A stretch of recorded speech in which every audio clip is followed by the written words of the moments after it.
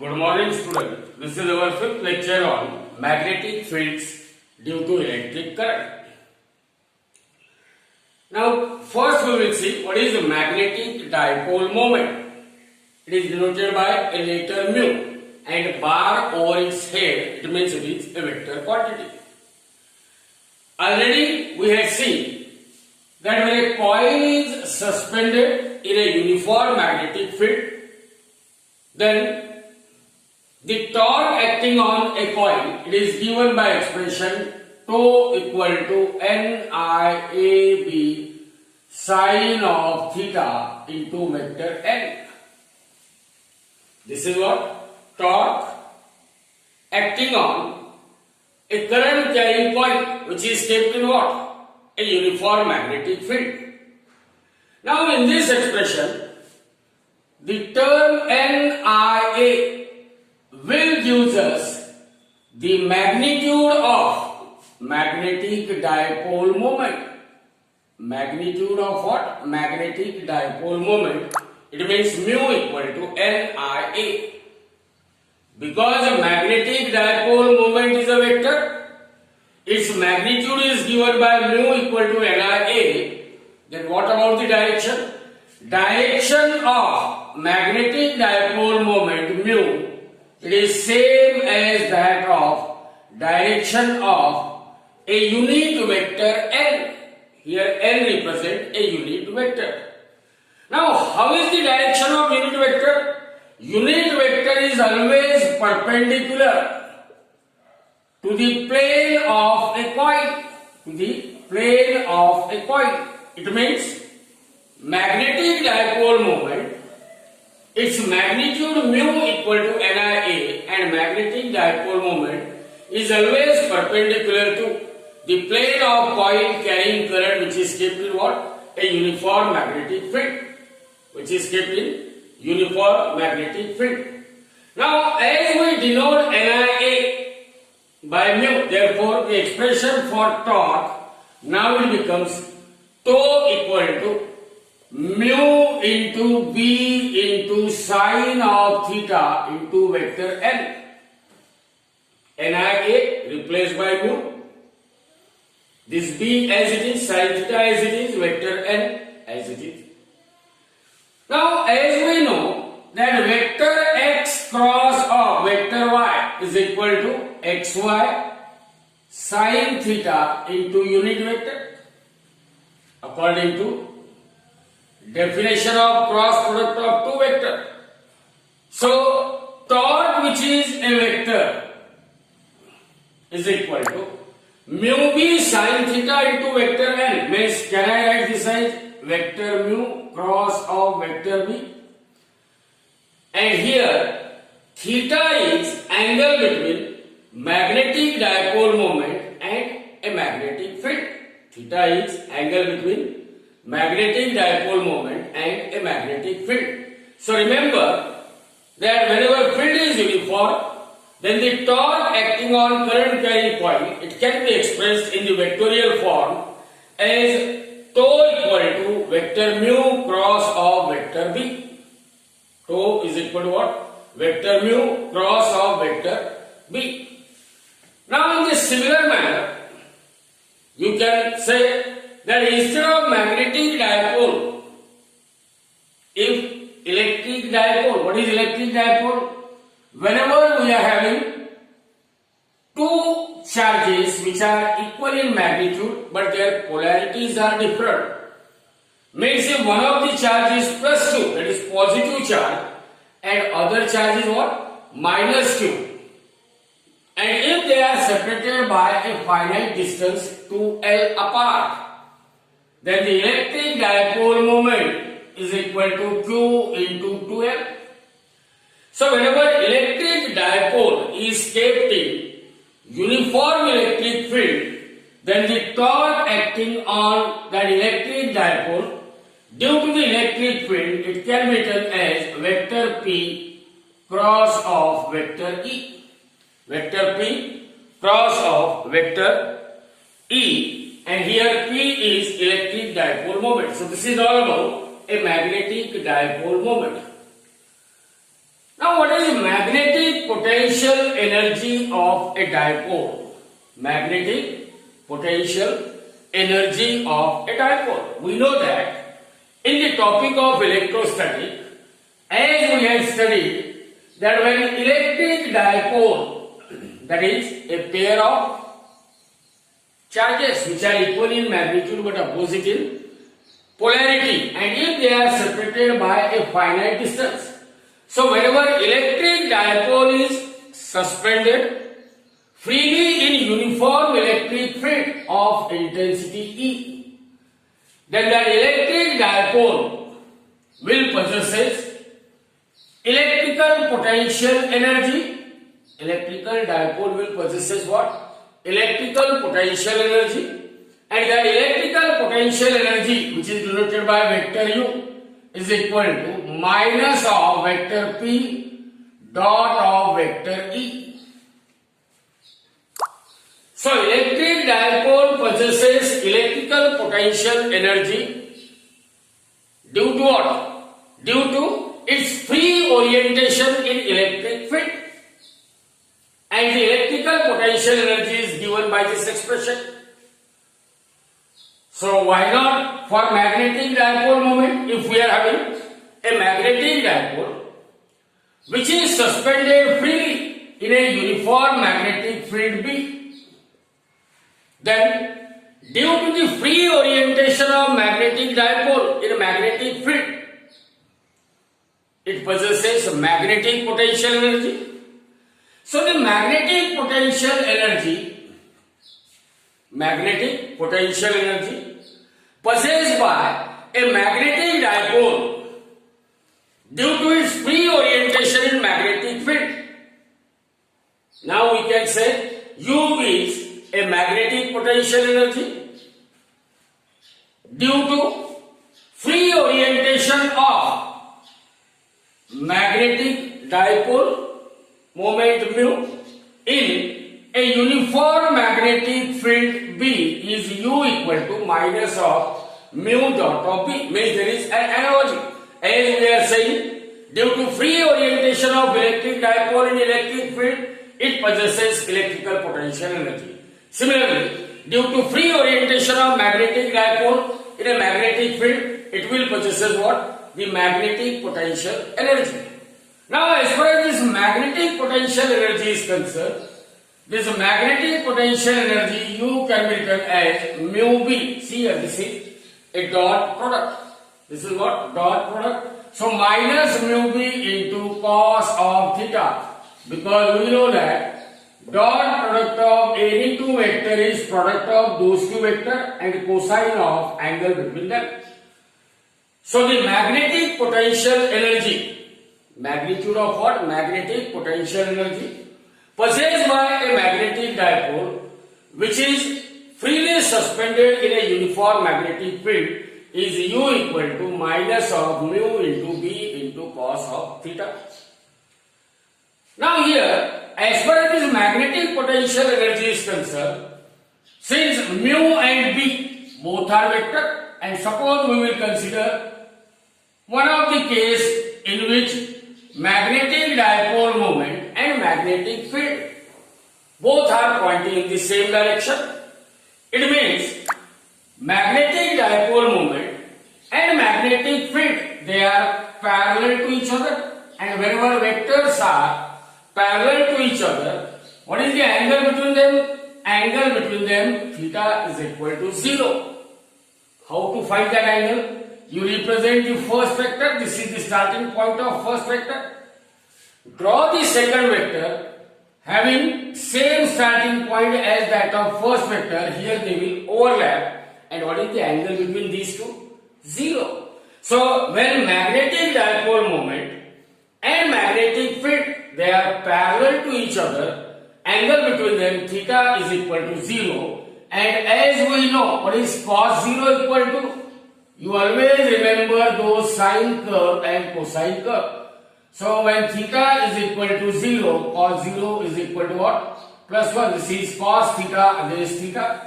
And the value of cos theta varies between plus 1 and minus 1. So cos 0 here it is plus 1. and therefore the magnetic potential energy is minus mu b into, now in place of cos theta I will write cos 0, or it is minus mu into b. So remember, whenever magnetic dipole moment and uniform magnetic field they are parallel, then the magnetic potential energy is minimum. Magnetic potential energy possessed by a magnetic dipole moment which is freely suspended in uniform magnetic field, it is minimum, and its minimum value is minus mu into b. Now the second possibility, suppose magnetic dipole moment which is vector mu and the magnetic field B.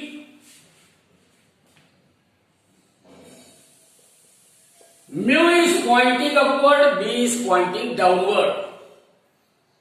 Under this condition we can say these two vectors they are anti-parallel. And for anti-parallel vector, if this is vector mu, I will draw that another vector B. What is the angle between them? Theta is equal to what? 180 degree. So whenever magnetic dipole moment and the magnetic field they are anti-parallel to each other, then the magnetic potential energy U, which is equal to minus mu b into cos of 180, because for anti-parallel vector angle of inclination or angle between those two vectors is what? 180 degree. And now what is cos 180? Remember that cosine curve. Cos 180, here this is 0, this angle is 90, this angle is what? 180. And what is cos 180 is minus 1. So magnetic potential energy is a minus mu b into minus 1, or U is a maximum and its maximum value is plus mu into b. So the magnetic potential energy is maximum when magnetic dipole moment and magnetic field they are what? Anti-parallel to each other. Anti-parallel to each other. Now the simple bit, which is Bayer and a Savart law, or magnetic field at any point due to a conductor carrying current, and the shape of that conductor is arbitrary shape. So here we are having an arbitrary shaped conductor which carries current I. Now if I say L is the length of conductor, then that length L of a conductor, it can be divided into so many small length element, infinitesimal length element. So dl represent what? The small length element of which that conductor is made up of. Now suppose because that conductor is carrying current, naturally it will produce magnetic field to its surrounding. And suppose P is a point near to a small length element dl bar.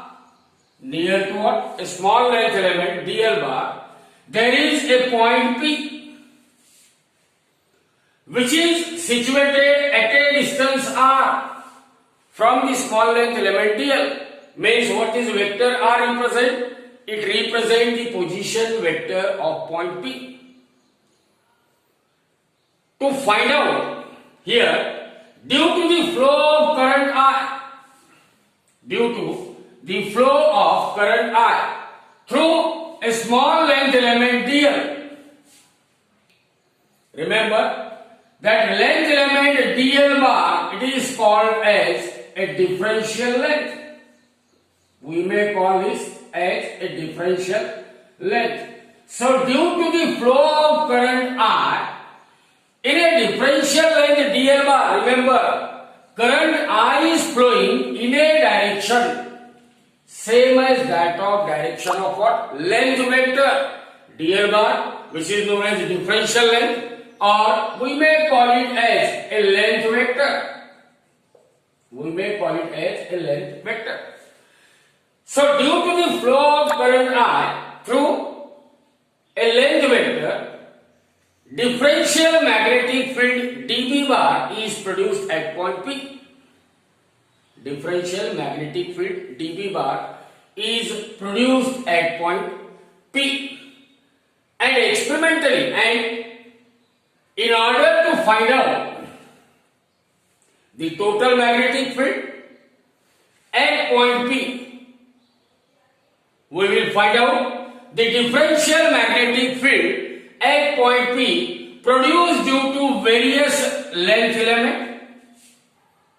Means we can find what is the differential magnetic field at point P due to this length element, then due to another length element. In this way, to find out the total magnetic field at point P, we will sum up or we will integrate the differential magnetic field at point P due to the various length element along that entire arbitrary shaped wire, just by integrating. So experimentally it is proved that the differential or the magnetic field at point P, experimentally it is proved the magnetic field at point P is directly proportional to current I flowing through the length element. That magnetic field at point P is directly proportional to the length vector, that is length segment, length vector. Again experimentally it is proved that the differential magnetic field or total magnetic field at point P is inversely proportional to square of distance of that point from that length element. In general, the magnetic field at any point near to the current carrying conductor, it is equal to mu 0 divided by 4 pi into I dl sine of theta divided by r square. Mu 0 upon 4 pi I dl sine theta upon r square. Now in this expression, what is theta represent? Look at this figure.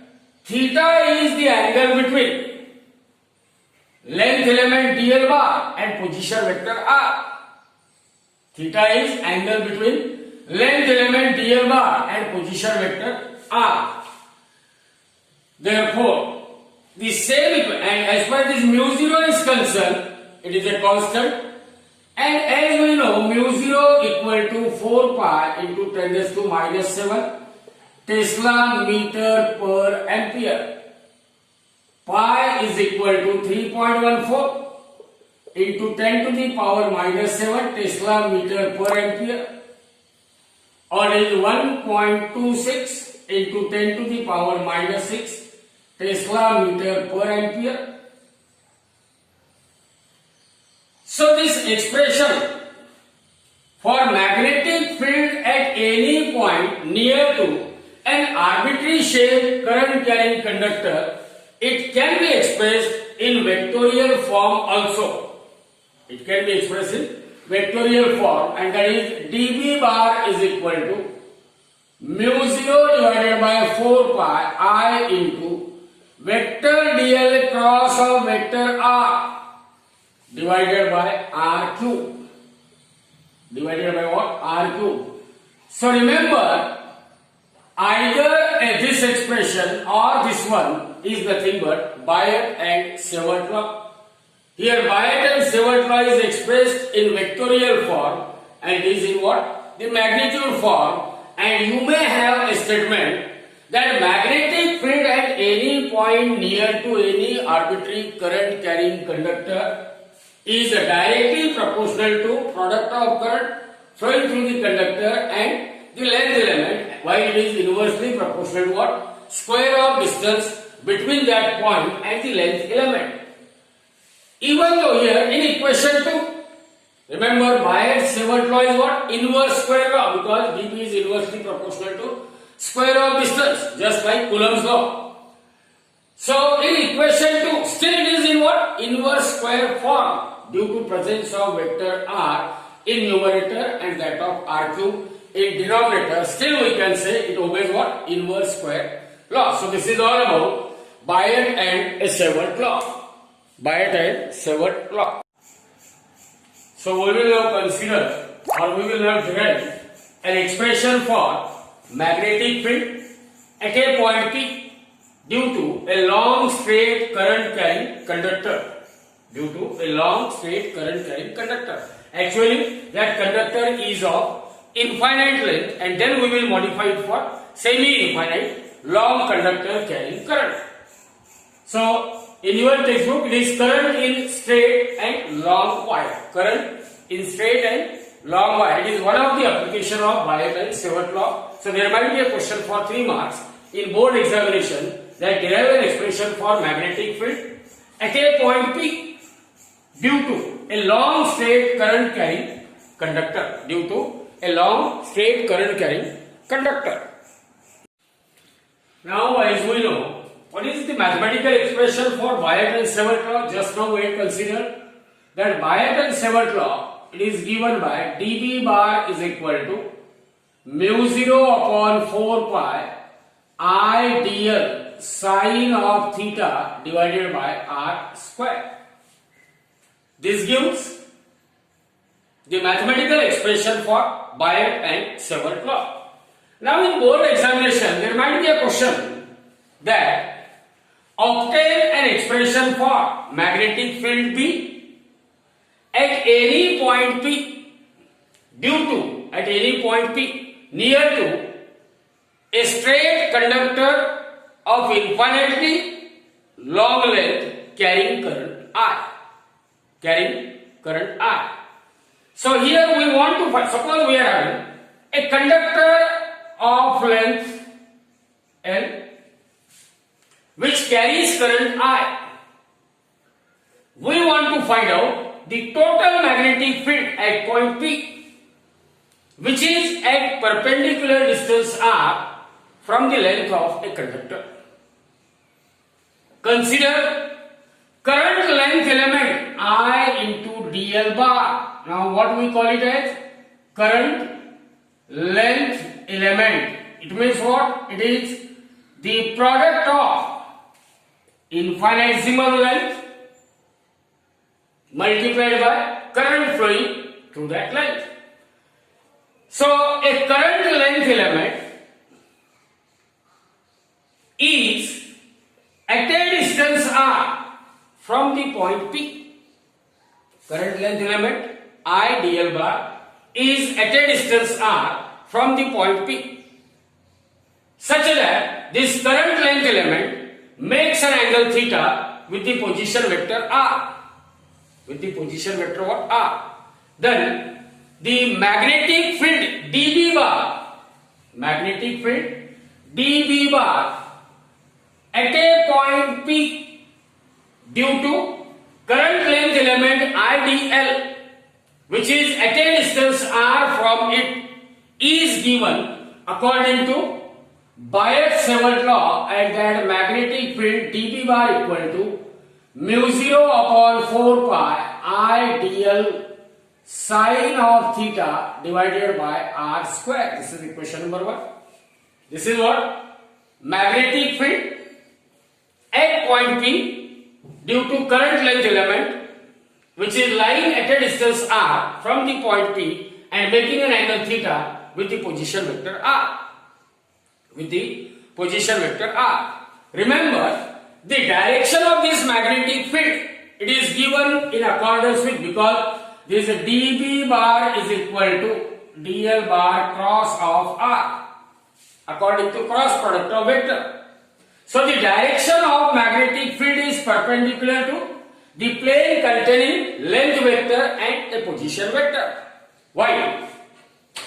Calculating the total magnetic field, we want to find out the total magnetic field B at point P due to current length, all current length element which are lying in the upper half of infinitely long conductor. It can be obtained just by integrating equation 1 within the limit of 0 to infinity means that B is equal to 0 to infinity dB bar. But we know the magnitude of magnetic field at point P due to all current length elements which are lying in the lower half of infinitely long conductor, which is same as that of what? Upper half conductor.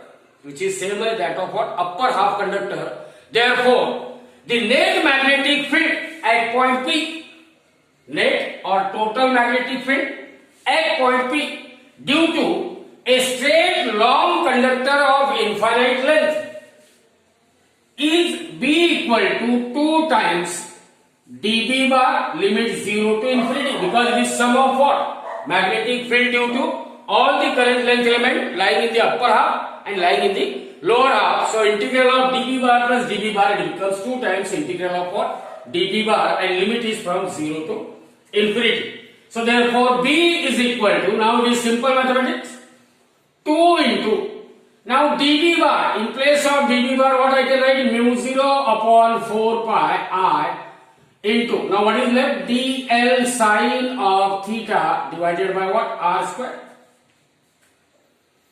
Now from that figure, sine theta is equal to, we know sine theta is equal to sine pi minus theta, and from this right angle triangle sine pi minus theta means opposite side divided by hypotenuse. Opposite side is r, hypotenuse is what? Small r. But in a right angle triangle, according to Pythagoras, small r square, hypotenuse square equal to base square plus height square. This is height L, base r, and this is small r. Therefore, small r is equal to under root of r square plus L square. Now put this value of r over here. So we will have sine theta is equal to capital R divided by under root of r square plus small r square plus what? L square. So put the value of sine theta and that of what? R square. This equation will becomes, here this 2.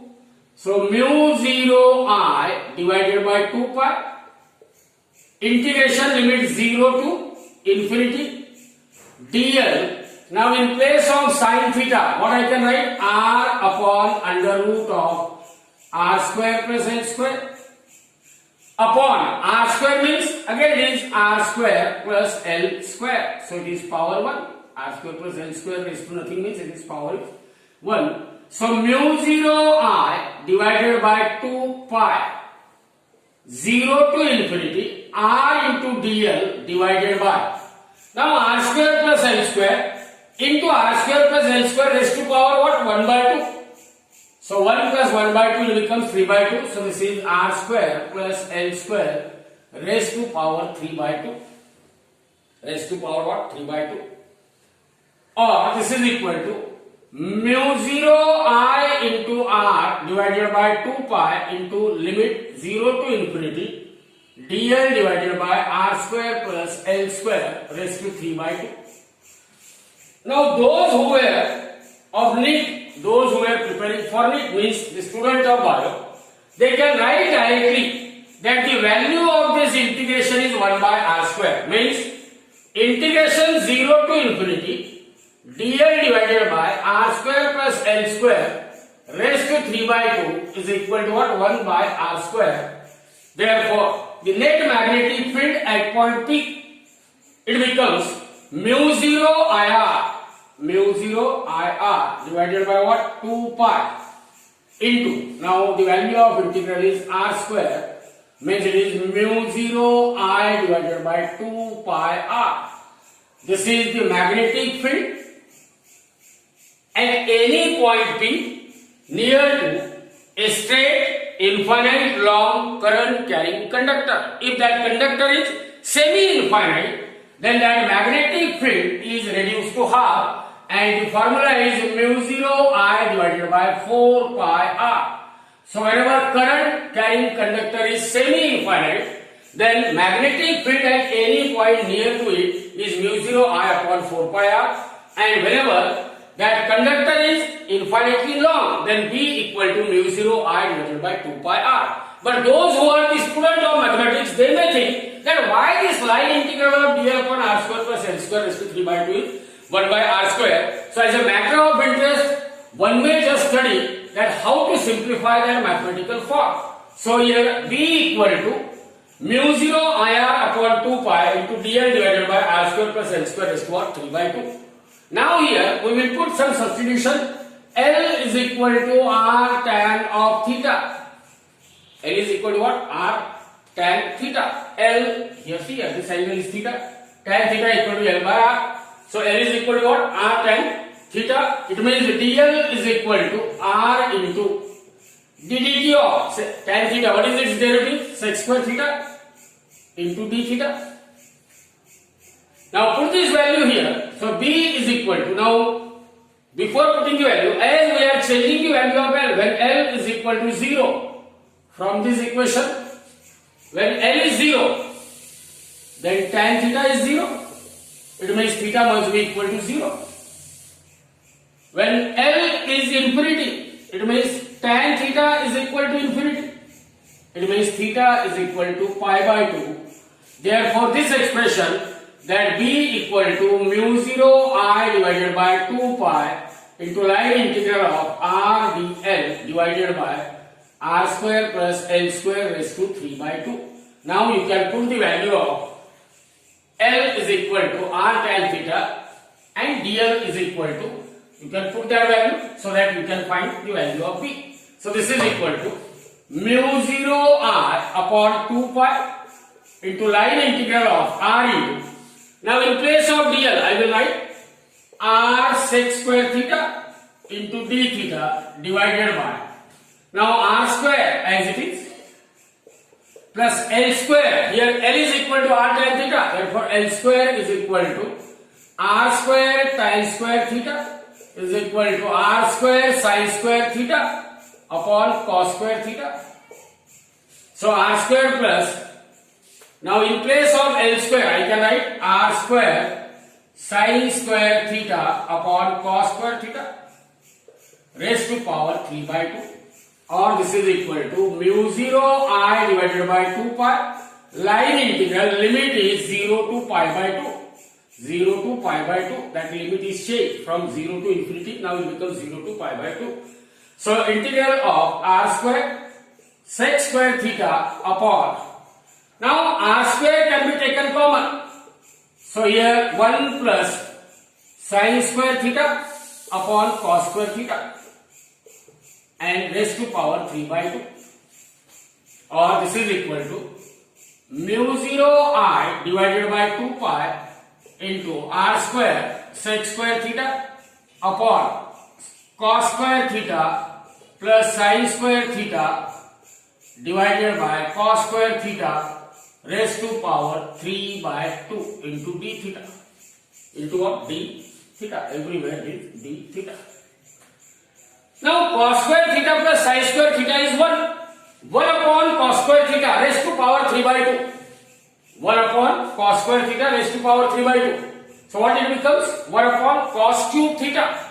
This is equal to mu 0 I upon 2 pi, 0 to pi by 2 r square sec square theta upon 1 upon cos square theta plus sin square theta is 1 upon cos square theta and its power is 3 by 2. So it is cos square theta raised to power what? 3 by 2. So this 2 get cancelled, means it is cos cube theta, or it is equal to mu 0 I upon 2 pi, limit 0 to pi by 2 r square, and this r square which is taken outside, it is r cube. So r square upon r cube into r square upon r cube into this sec square theta upon 1 upon cos cube theta. Sec square theta means 1 by cos square theta. So this r square and r cube means r. So this is mu 0 I divided by 2 pi r, limit 0 to pi by 2. See here, 1 upon cos cube theta, it becomes in numerator cos cube theta, and sec square theta becomes cos square theta. So this is cos cube theta upon cos square theta into d theta, so this get cancelled, or B is equal to mu 0 r upon 2 pi r. B equal to mu 0 r upon 2 pi r, limit 0 to pi by 2 into cos theta into d theta. We know integral of cos theta is sin theta, so B is equal to mu 0 I divided by 2 pi r, and integral of cos theta is sin theta. Lower limit is 0, upper limit is pi by 2. So this is mu 0 I upon 2 pi r. It is sine of upper limit pi by 2 minus sine of lower limit 0, or it is mu 0 I upon 2 pi r. Sine pi by 2 is 1, sine 0 is 0. Or in general we can say the magnetic field at any point P, magnetic field B at any point P due to a long straight conductor of infinite length is B equal to mu 0 I divided by 2 pi r. And if that conductor is of semi-infinite length, here it is for what? Infinite length. And for semi-infinite length, that magnetic field B, it is half of this mu 0 I divided by 4 pi r. Mu 0 I divided by 4 pi r.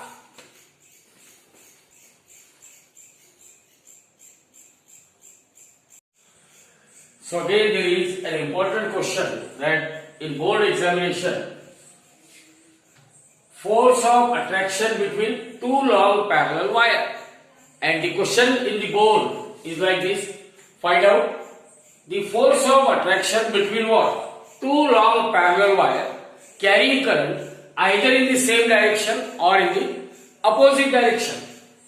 So let us consider that there are two conductors which are kept parallel to each other, and they are carrying current I1 and I2 which are flowing in what? Same direction, and two conductors, they are separated by a distance small d.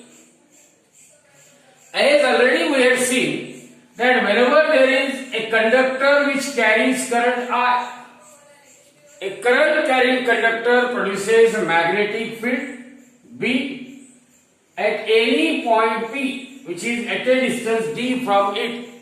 That magnetic field at any point due to the flow of current in a conductor is given by B equal to mu 0 I divided by 2 pi d. Mu 0 I divided by 2 pi d means the flow of current I1 in the first conductor will produces the magnetic field at each and every point on second conductor. The magnitude of magnetic field acting at each and every point of second conductor is B equal to mu 0 I1 divided by what? 2 pi d. Mu 0 I1 divided by 2 pi d.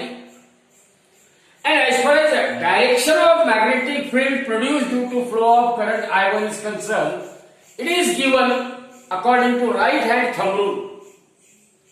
So what right hand thumb rule says? That hold the current carrying conductor in your right hand.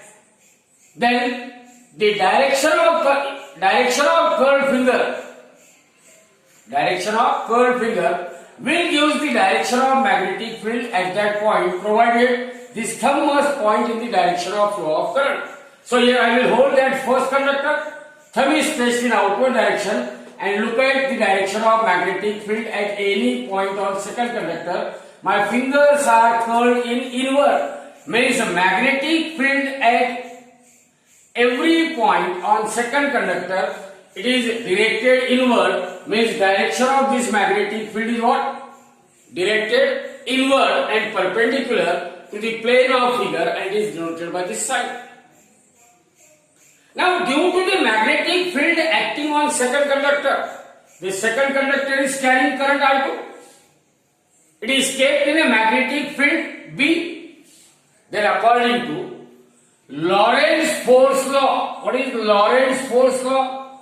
according to Lorentz force law, whenever any current carrying conductor kept in a uniform magnetic field, then that conductor exerts a force, and that force acting on second conductor is given by force acting on this conductor too. Due to what? Due to the magnetic field B produced because of flow of current I1 in the first conductor.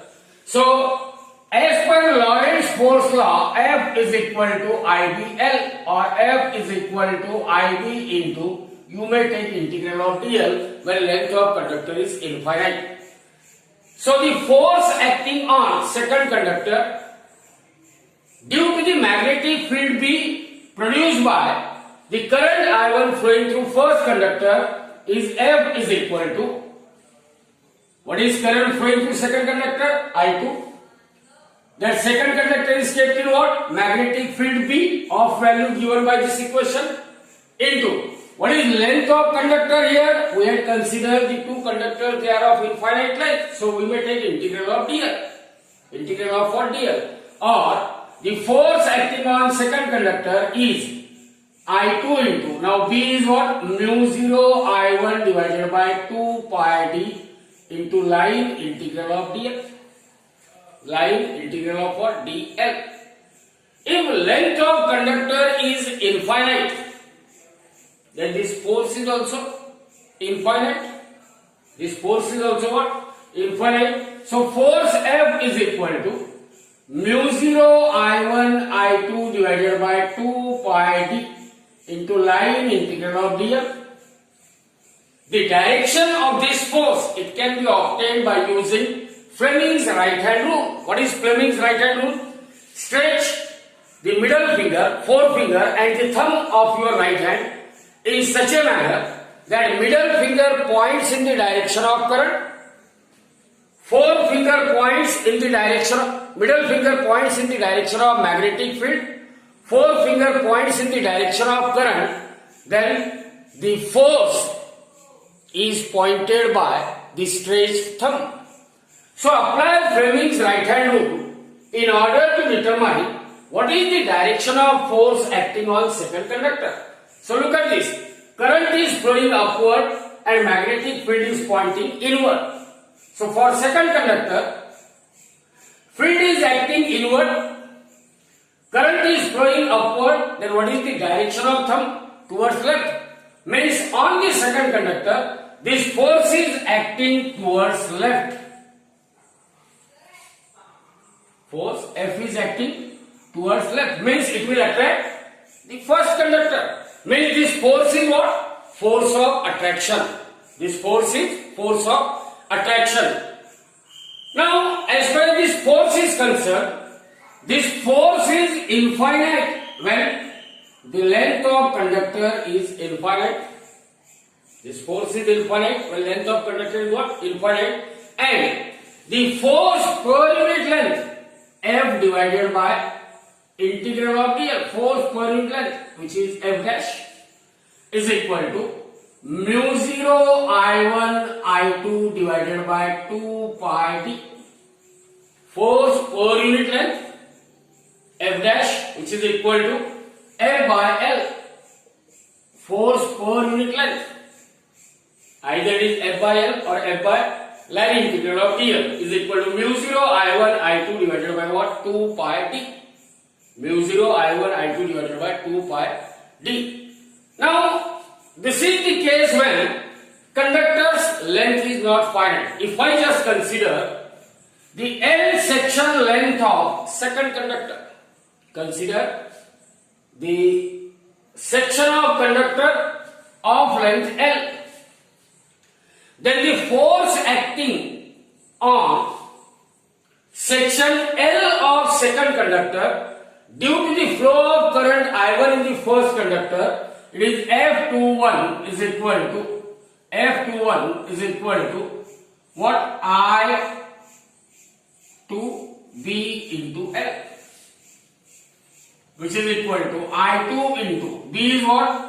Mu 0 I1 divided by 2 pi d into L, or F21 is equal to mu 0 I1 I2 divided by 2 pi d into L. This is the force acting on section L of a second conductor due to flow of current I1 in the first conductor. Similarly, the force acting on section L of first conductor due to flow of current I2 in the second conductor, it is F12. So F21 and F12, these two forces, they are equal in magnitude, but they are what? Opposite in direction. Means what we can say, F12 is equal to minus of F21. So if this is F21, then it must be what? F12. So these two forces, they are equal in magnitude but opposite in direction. Hence, force per unit length is equal to mu 0 I1 I2 divided by 2 pi d. Remember, whenever the current I1 and I2, they are parallel, means two conductors carrying current in the same direction, then this force per unit length, it is force of attraction. Whereas, if current I1 and I2, they are anti-parallel, then this force per unit length, it is what? Force of repulsion. So whenever two parallel conductors carrying current in the same direction, then the force between them is force of attraction, and that force per unit length is mu 0 I1 I2 by 2 pi d. Similarly, when the two parallel conductors carrying current in opposite direction, then the force per unit length between them is what? Force of repulsion, and again it is given by the same formula, mu 0 I1 I2 divided by 2 pi d. Mu 0 I1 I2 divided by 2 pi d.